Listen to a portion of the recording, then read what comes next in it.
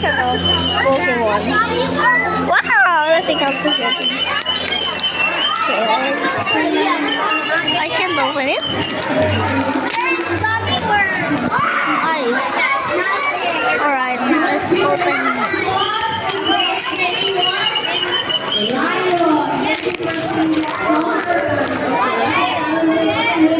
Nice.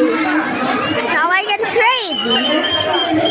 I think I want my best friends to trade, but I think they might not be here.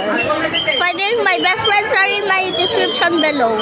I have their YouTube channel except for one, which is my best friend Andre. So I think if you want to see his account, you can find his account. Alright. Let's go. Alright, I think you want to go to my school because I got this from the